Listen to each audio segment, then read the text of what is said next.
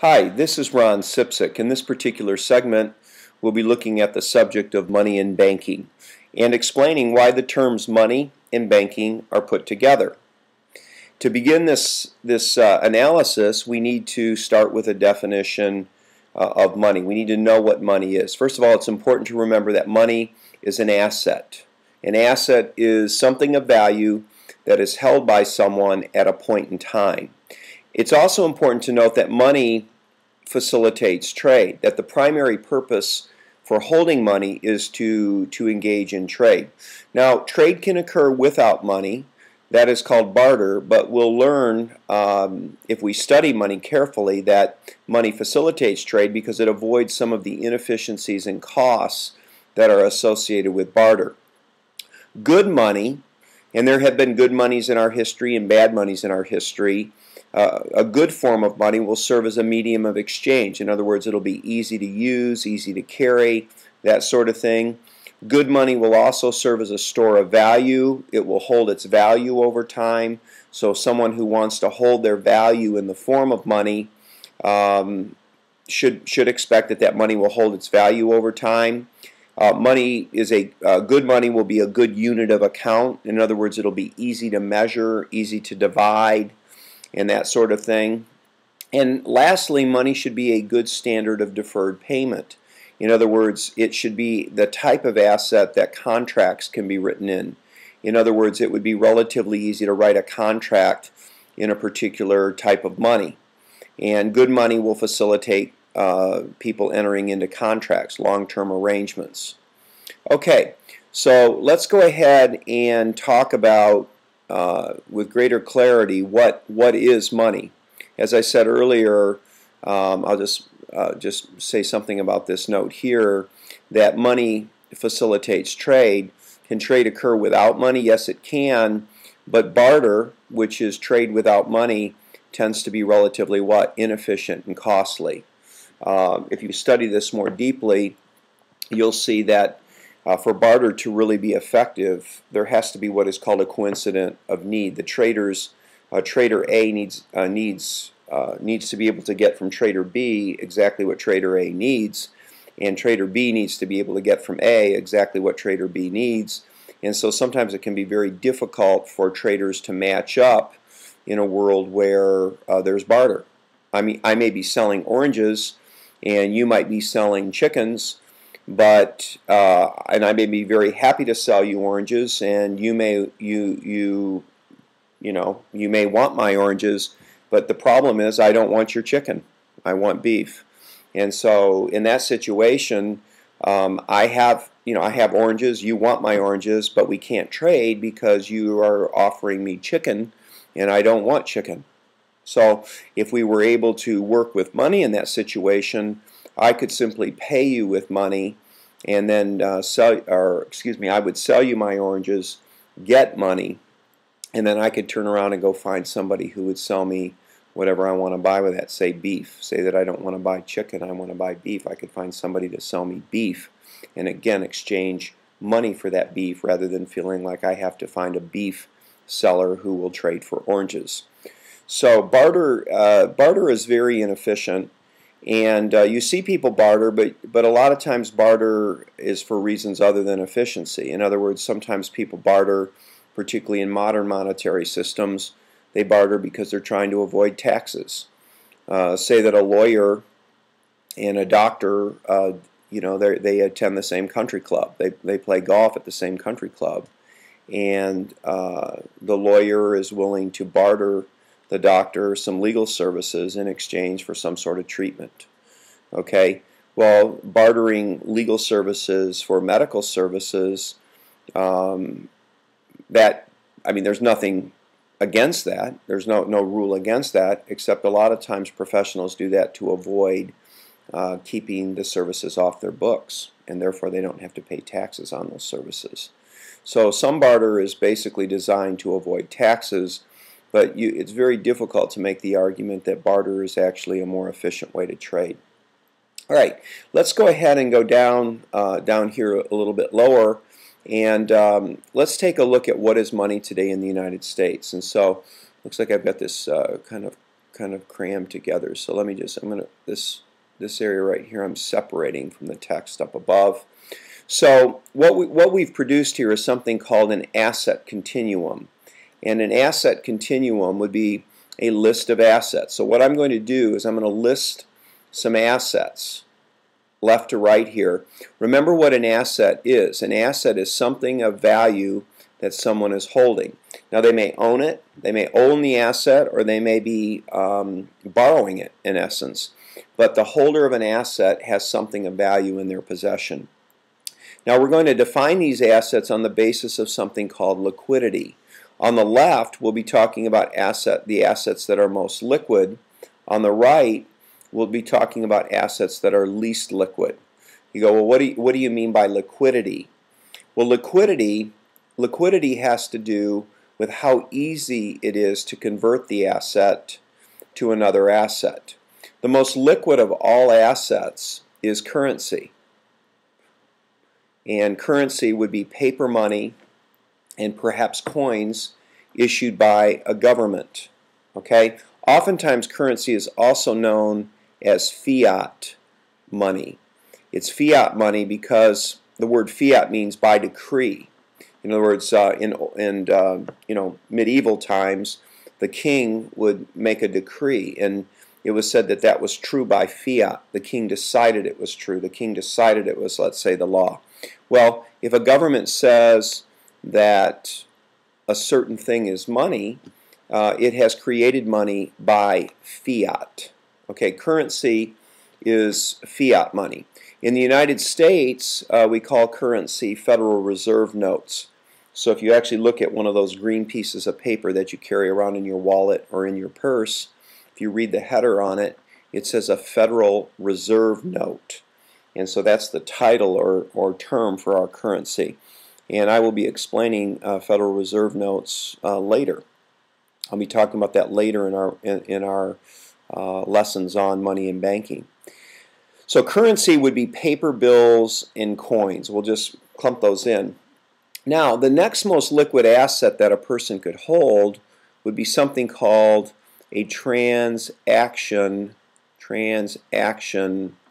deposit. So this would be like a checking account or / a debit account. Okay? And this is a deposit. And where is this deposit? This deposit is in the banking system somewhere. Now when I say in the banking system, it could also be in a credit union. So what we see then is money can fundamentally be in two forms. It can be in the form of paper or coin carried by the holder, or it can be funds that are held in a commercial bank or in a credit union. And those are called a deposit. Now, transaction deposits are very liquid. Why? Because they're easy to access. When someone swipes a debit card, the funds are transferred electronically from the banks from the bank where they're deposited to the bank of the person receiving the funds. So, transaction deposits are very, very liquid. You do not have to get the bank's permission to get them. You simply swipe the card or write a check, and those funds are released. Providing you have the funds, those funds are released from your account to another person's account. And essentially the funds are a bookkeeping entry. When you think of a deposit as a bookkeeping entry on the books of a bank or bank-like institution, a credit union. Now, if you put currency and transaction deposits together, if you put those two together, you get something called M1. M1 is the most basic definition of money.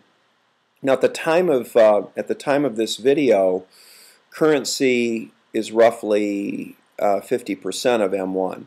Sometimes currency is less than that. Sometimes currency is more than that. But the point is, the composition of M1 is made up of paper money, coin, and these very, very liquid transaction deposits. Okay? Again, sometimes they're called checking accounts or debit accounts or that sort of thing. Now, the next most liquid asset a person can hold is something called a savings deposit. And this deposit is similar to a transaction deposit, but it tends to be held in the account longer, and it tends to earn interest. Now, transaction deposit accounts can earn interest depending on how they're structured, but usually funds are not left in them long enough for interest to be earned.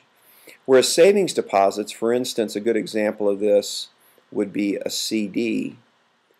A CD is a certificate of deposit where you actually promise to leave the funds in the account for a certain period of time. So if you buy a 6-month deposit at your certificate of deposit at your credit union, you're basically agreeing to leave the funds there for 6 months. Now, the reward for doing that is you earn a higher rate of interest than you would earn if you just put the funds into some sort of transaction deposit. Okay, so saving deposits are liquid, but they're not as liquid as transaction deposits. So this is a category of deposits that's at least slightly less liquid. If you put currency, transaction deposits, and saving deposits together, so if you add to M1 savings deposits, you get something called M2. So M2, sorry for let me just clean this up a little bit. I don't want you to get confused here. Let's clean this up. And so M2 is going to include what? Currency, transaction deposits, and saving deposits, where M1 is only going to include currency and transaction deposits. Now, just a word about this currency here. I'll be talking about this later, but when I talk about currency as a part of M1, I'm talking about currency that is not being held by the Federal Reserve System or by banks. So this has to be currency outside the banking system. Currency that is in the vault of a bank is actually not part of M1. That's an important consideration. I'll say that again. Currency that is in the vault of a bank, or currency that is being held by the Federal Reserve System, that currency is not considered part of M1 or not part of the money supply because it's not outside the banking system. The currency that you're carrying around in your wallet, the currency that might be in the cash drawer of a store, the currency that might be in the purse, a woman's purse. The point is, any currency held outside the banking system is going to be considered part of M1. All right, so let's go ahead and continue here. You can think of other assets out here, things like, for instance, stocks, and bonds. Now, stocks and bonds are not very liquid in the sense, I mean, you can sell them, but you can't take them to a store and trade them for groceries. In order to convert your stocks or your bonds into groceries, you'd have to liquidate them. Okay, liquidate means convert them to another asset, and probably that would be either a transaction deposit or currency. So stocks and bonds are actually, they're assets, but they're not very liquid, and because they're not very liquid, they're actually considered to be non-money assets. Okay, gold. Gold, I'll just put gold over here. Gold, stocks, and bonds all are in the same neighborhood in terms of their liquidity, but you can't take gold to a grocery store and buy groceries. You have to liquidate that gold, convert it to a liquid asset like currency or to a transaction deposit, and then you can use that transaction deposit or that currency to buy groceries. Real estate. Real estate. So the property that a homeowner might own, the home and the land that that home sits on. Valuable asset. The number one asset that an American holds in their life is their home and the land that that home is built on. But is real estate money? The answer is no. So these three assets are good examples. There's many others, but these are good examples of what we call non-money assets. You're a pig farmer. All right, you have $1 million inventory in pigs. You have hundreds and hundreds of pigs and maybe thousands of pigs on your pig farm. You have $1 million plus inventory in pigs. So you're a millionaire in pigs. Pigs are not money. You can't take a pig to Meijer and buy groceries with it. Meijer will ask you either to bring currency with you or to access one of your deposit accounts with a debit card or checking account, a check, but they're not going to be interested in having you trot a pig through the store and pull up to the cashier register and pay for the groceries with a pig. So pigs are an asset that a person can hold, but they're not money. So the world basically breaks down into two basic types of assets when we talk about money and banking. Just wrote over that, didn't I? I'm getting a little too excited here. So there's two basic assets in the world of money and banking. There are money assets, which are very, very liquid, relatively liquid, and there are non-money assets, which are not very liquid. So we see then, when we think about this, we want to get this idea that money then falls into two basic categories. Money falls into two basic categories. We have this paper money, currency, which is tangible, we can touch it, we can carry it around, and we have this rather intangible electronic money called deposits. And most money today is actually in the form of deposits. If you look at M2, if you define money as M2, most of M2 is in the form of what? Most of M2 is in the form of deposits. So most money today, at least in the United States, is not in the form of paper. It's in the form of electronic bookkeeping entries on the books of banks or bank-like institutions. All right? Well, this explains our next question. This explains, what does money have to do with banking? Well, we've answered that. What does money have to do with banking? Well, the reason we connect the term money and banking together, and you'll see this term money and banking thrown around a lot, is most money resides where? In the banking system. So if you're going to understand how money works, you have to understand something about the banking system. And that leads me into the next topic I want to talk about, which is bank accounting. Now, some of us maybe haven't had an accounting class, so I'm going to take it easy here on you. If you had an accounting class, I'll still take it easy on you. But the point is, this is called a T account, and this presentation here is really what we call a balance sheet. And as the term would suggest, the balance sheet must balance. In other words, the balance on the left side, the asset side, must add up and equal the balance side on the right side. Now, I've left something off the right side. You accounting students know that it really should be assets equal. I can go ahead and write it in here. Assets equal liabilities plus what? Plus owner's equity. So if you studied an accounting class, the first thing you learned, the first equation you learned is the accounting identity that assets equal liabilities plus owner's equity. We are only interested in assets and liabilities in this presentation, but owner's equity is an important part of the accounting equation, and we're ignoring that right now. Banks are businesses. Even nonprofit organizations like credit unions are businesses. They have to generate more revenues every year than they incur costs.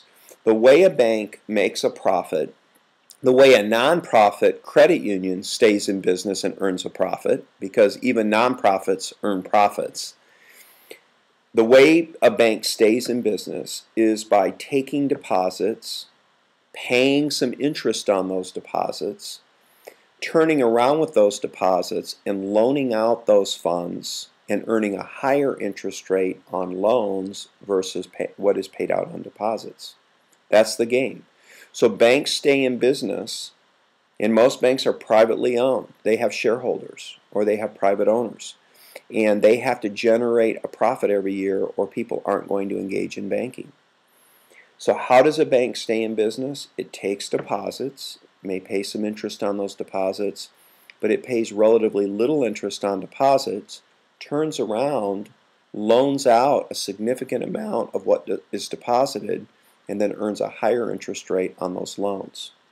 All right, so I want to just walk through a little bit of accounting here related to banks. I'm going to keep this as simple as I can, but you'll see how this ties in with the concepts of money and banking.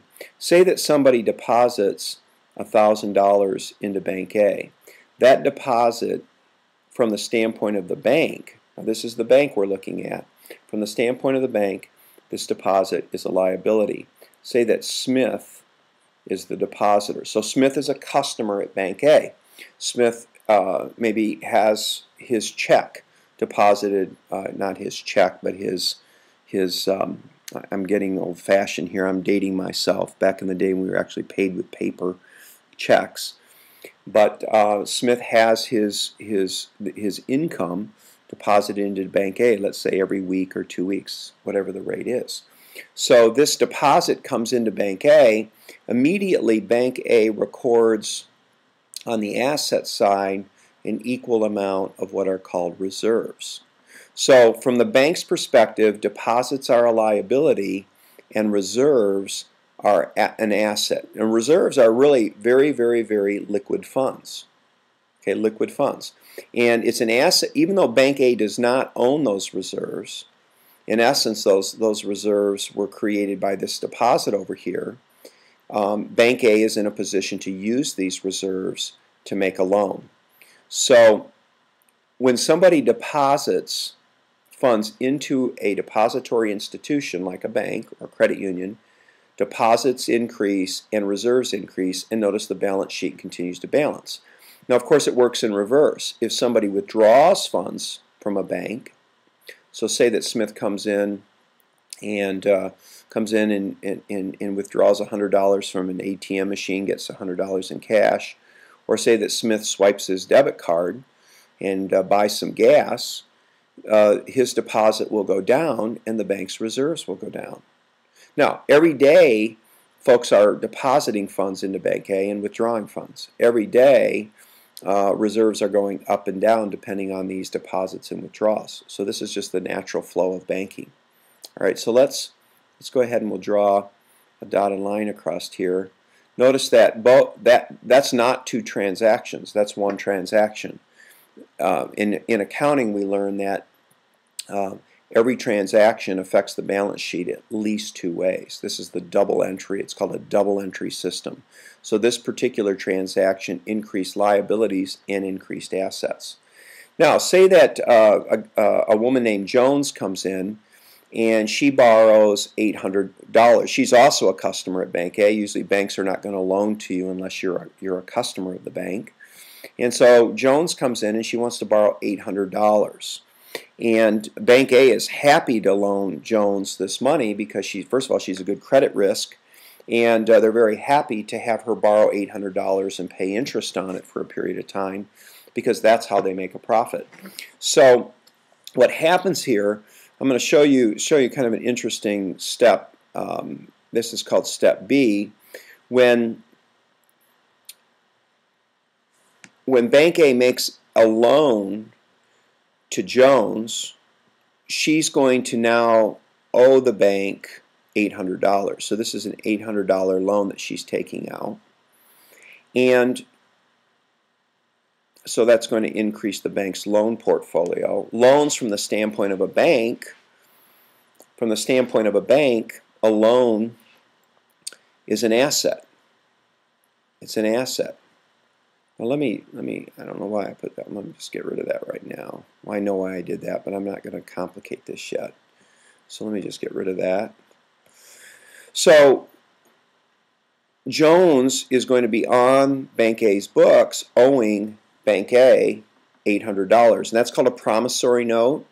And, you know, promissory notes come in many shapes and forms, but every promissory note has the amount borrowed, the interest rate that is going to be charged on that loan, and a maturity date when the money has to be repaid. Every promissory note has three components: the principal, what was borrowed; the interest rate, what interest is going to be charged on the loan; as well as the maturity date when the loan has to be repaid.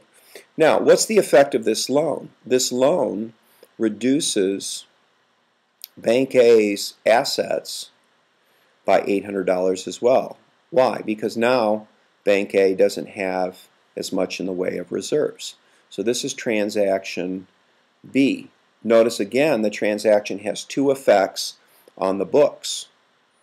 Two effects. It increases one asset, loans, and decreases another asset, reserves. But the balance sheet continues to balance. If you add up the left side numbers, they add up. You add up the right side numbers, they add up. The left side equals the right side. The balance sheet balances. All right? So you should note that loans on the books of a bank are actually an asset. Deposits on the books of a bank are a what? Liability. Reserves on the books of a bank are an asset. Now we can combine transactions A and B and kind of net this all out. Let me go ahead and do that real quickly, and we're getting close to wrapping up our lesson here. So let me go ahead and do that. We'll go back to black, and we'll put another T account in here. We'll not make it as large. We'll need it as large. So here's Bank A, and we want our T account to look really nice. So there we go. And this is what? This is Bank A. So Bank A has what? Still has a $1,000 deposit on its books. Who deposited that money? Smith. Bank A now has only $200 in reserves and has an $800 loan that has been made to a woman named Jones. Okay? And what you see here is a very, very, very important idea in money and banking. This is a very important idea that Bank A, like every other bank in the banking system, operates on what is called a partial reserve basis. Some teachers like to call it a fractional reserve basis. Partial reserve, get rid of the S there, basis. And the idea is that no bank in the banking system, it's a very important idea, no bank in the banking system has enough reserves on hand at any point in time to cover the deposits it has on hand at that point in time. You go, well, this is crazy. What if everyone came in at the same time and wanted to withdraw their money? They couldn't. And if you think it through, if everyone wanted their money out of the banking system at the same time, it must be because there's some sort of catastrophic meltdown in society, in the financial system, in the social system, or whatever. So people put money in the banking system because they trust it, because it's convenient, because by putting your money in the banking system, you can sometimes earn some interest on it. So for people to want to withdraw it all at once, that would have to be some sort of catastrophic event.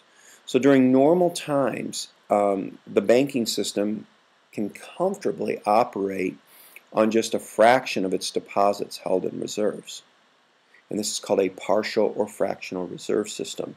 Again, remember the game is maybe to loan the money out. Maybe on this money, Bank A is earning 5% interest on this loan, and then say that on this deposit, Bank A is only paying 0.5% interest. So in other words, let me be sure you got this. Let's make sure this is clear to you. So maybe this is towards a car loan. Maybe it's not just, maybe it's $800 combined with funds from another depositor. So let's, usually people don't borrow $800 to buy a car. But say that this borrower is paying 5% interest on that $800, but the depositor that essentially financed that loan is only receiving an interest rate of 0.5% or 0.5%. Well, this difference between the interest earned on a loan and the interest paid on a deposit, this is called the spread. And it's out of the spread that the bank pays its expenses, you know, it has expenses. It has to pay for employees. It has to pay for the building. It has to pay for the lighting. It has to pay for the capital it uses, all that automated equipment banks use. So it's out of the spread that the bank covers its costs and then has something left over for the owners called profit. All right, this concludes our segment, which is really, this has been an introduction to money and banking. And really, we've answered the question, why do you combine the two terms? I mean, what is money? We've answered that question. And why do you put the word money together with banking? We've addressed that question.